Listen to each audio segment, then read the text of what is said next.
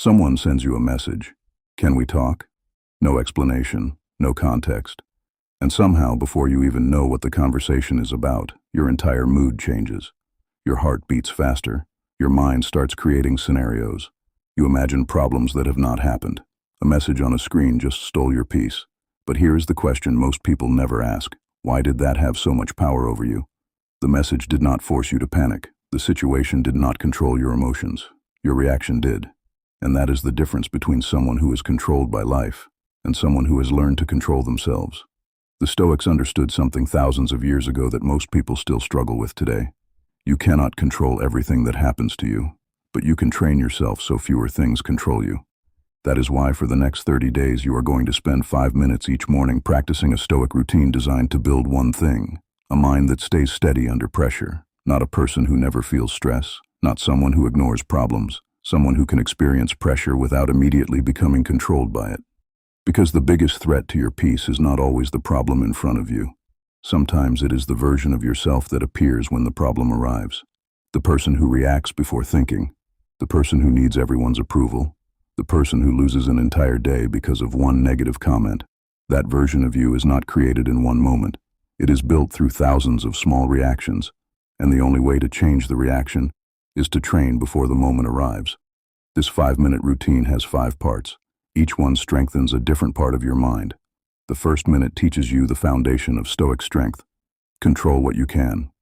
Most people waste their energy fighting things they were never meant to control. Someone misunderstands them. They obsess over changing that person's opinion. Someone criticizes them. They replay the conversation for hours. A plan fails. They spend the entire day wishing reality was different.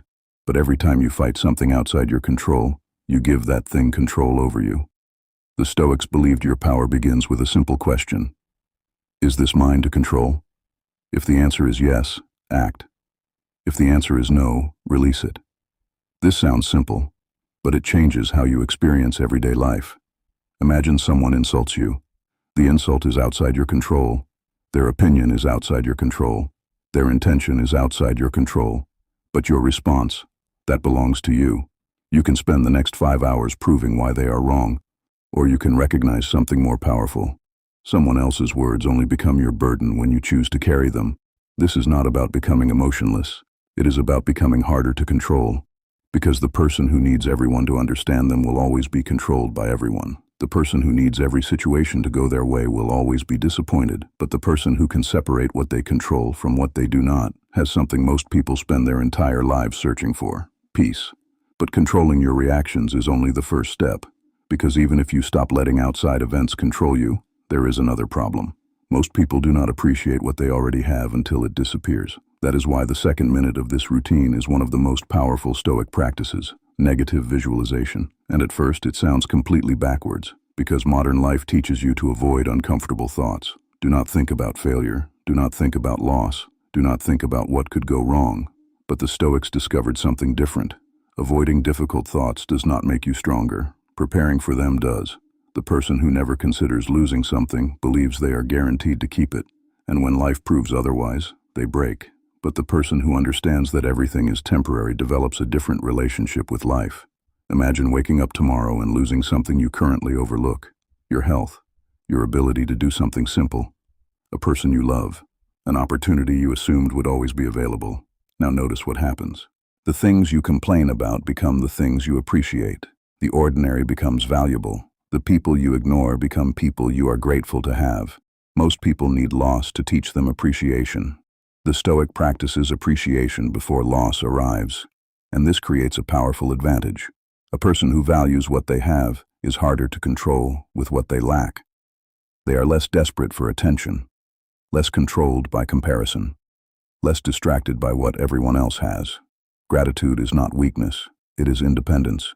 But there is still a deeper question. Because controlling your reactions and appreciating your life are powerful, but they do not answer the most important question: who are you becoming? Because every action you take is training someone. The question is, are you training the person you want to become? Most people try to change their lives by chasing outcomes. They want more confidence, more discipline, more respect, more success, but they focus on the result instead of the source. The source is identity. The person you believe you are determines what actions feel natural. If you see yourself as someone who always loses control, every difficult moment becomes proof. If you see yourself as someone who cannot stay disciplined, every setback becomes another excuse to quit. Your identity is not just what you say about yourself, it is the evidence you collect through your choices. That is why the third minute of this routine begins with one question: who am I choosing to become? Not, what do I want people to think about me? Not, what image do I want to create? The real question is, who am I when nobody is watching? Because that is where your identity is built. When someone disrespects you, are you becoming someone who needs to win every argument, or someone strong enough to protect their peace? When a challenge appears, are you becoming someone who searches for excuses, or someone who searches for the next right action? When you feel uncomfortable, do you immediately escape, or do you prove to yourself that you can handle it? Every choice is a vote. Every time you pause instead of react, you create evidence. Evidence that you can trust yourself. Evidence that discomfort does not control you. Evidence that you are becoming someone stronger. And this is where most people misunderstand confidence. They think confidence comes from convincing yourself that you are capable. It does not. Confidence comes from remembering all the moments when your actions proved it. A person becomes confident because they have evidence. They showed up when they did not want to. They stayed calm when they could have exploded. They kept promises they made to themselves. They became someone they could rely on. But identity is not tested when life is easy. Anyone can feel disciplined when everything goes according to plan. The real test comes when pressure arrives. A coworker questions your ability. Someone close to you misunderstands you. A plan you worked on fails. You receive criticism you did not expect. That is when most people return to their old identity. The old reaction, the old excuse, the old pattern, unless they prepared before the pressure arrived. That brings us to the fourth minute. Mental rehearsal. Most people wait until difficult moments happen before they decide how they will respond. The Stoics did the opposite. They trained their response before they needed it. A boxer does not walk into a fight and hope they remember how to move. They practice before the pressure begins. A musician does not wait until the performance starts to learn the song. They prepare before anyone is watching. Your mind works the same way. If you only practice patience when you are angry, you are practicing too late. If you only practice confidence when you are being judged, you are practicing too late. The difficult moment is not where you build your character. It is where you reveal the character you already trained. Before a challenging situation happens, imagine it. Imagine someone provoking you. Imagine receiving criticism. Imagine your plans failing. Now notice your first instinct, the urge to defend yourself, the urge to prove yourself, the urge to react. Then imagine the person you are becoming, the person who pauses, the person who thinks, the person who chooses their response instead of surrendering it. The situation has not changed. The other person has not changed. The pressure has not disappeared, but your relationship with the moment has changed. And that is where real confidence begins. Because confidence is not believing nothing bad will happen. Confidence is knowing that when something bad happens, you can handle yourself. You cannot control every conversation, every outcome, every person, but you can train yourself so fewer moments control you. And that brings us to the final minute.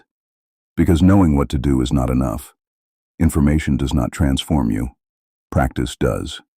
The fifth minute is where the routine becomes a system for changing yourself.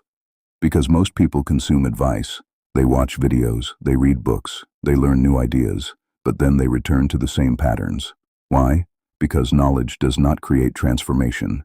Repeated action does. And that is why the final step is reflection. At the end of each day, ask yourself, did my actions match the person I said I wanted to become? This question is powerful because it removes excuses. Not, did people treat me fairly? Not, did everything go my way? Not, was the day easy? The only question that matters is, did I control what was mine to control? Did I react when I should have responded? Did I waste energy fighting something I could not change? Did I choose comfort when discipline was required? Did my behavior match the identity I am building? Most people avoid these questions because they reveal something uncomfortable. There is a gap between who you are and who you know you could become. But that gap is not proof that you failed. That gap is the training ground, because every time you notice the gap, you get another opportunity to close it. The person who reflects improves. The person who ignores their patterns repeats them. And this is what separates people who actually change from people who are constantly searching for the next solution. They stop asking, "What advice will fix me?" And they start asking, "What pattern do I need to master?" Because your life is shaped by patterns. The way you respond to criticism, the way you handle discomfort, the way you speak to yourself after failure, the way you act when nobody rewards you. Those small moments are not small. They are the construction of your identity. And when you spend 5 minutes each day training control, gratitude, identity, preparation, and reflection, the change does not happen because 5 minutes is magical. It happens because you are repeatedly proving something to yourself. You can trust yourself. After 1 week, you start noticing things you never noticed before.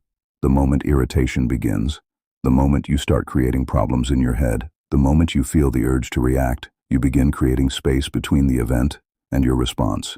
After 2 weeks, people may notice something different. You are calmer during conflict. You recover faster after setbacks. You stop needing every person to agree with you. You stop allowing one bad moment to destroy an entire day. And after 30 days, the biggest transformation is not that your life becomes easier. It is that you become more capable. A difficult conversation happens. You stay present. A person criticizes you. You listen before defending yourself. A problem appears. You search for solutions before excuses. Someone tries to provoke you.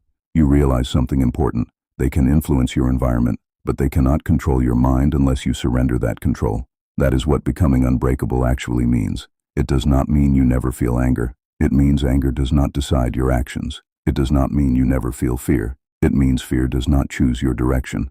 Strength is not removing your emotions. Strength is mastering your response to them. Think back to the beginning. A message appears. Can we talk? The situation is exactly the same. The uncertainty is still there.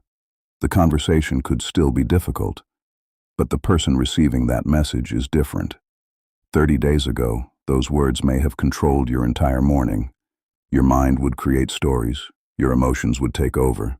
You would react before you even had the facts. But after training yourself every day, there is a space between what happens and what you choose to do next. And inside that space is where your freedom exists. You no longer have to obey every thought. You no longer have to follow every emotion. You no longer have to let another person's behavior determine who you become. You can choose. That is what the Stoics were truly trying to build. Not someone who never struggles. Someone who remains steady while struggling. Because life will test you. Someone will misunderstand you. A plan will fail. A door will close. A difficult season will arrive. You cannot control whether storms appear, but you can decide whether you enter them unprepared. So, tomorrow morning, before the world starts demanding your attention, take 5 minutes. Ask yourself, what is in my control? What can I appreciate before I lose it? Who am I choosing to become? How will I respond when pressure arrives? Did my actions match the person I want to be? Do this for 30 days, not to become perfect, not to create a life without problems, but to build something far more valuable, a mind that does not collapse every time life becomes difficult. Because the goal was never to control everything around you. The goal was to become someone who can control themselves. That is the difference between being fragile and being strong, between reacting and responding, between being controlled by life and becoming unbreakable. If you commit to this 30-day challenge, comment "Unbreakable" and answer this. What situation tests your self-control the most? Is it criticism, failure, conflict, discipline when nobody is watching? Your answer reveals the area where your next level of growth begins. Start there, train there, build there, become someone you can trust.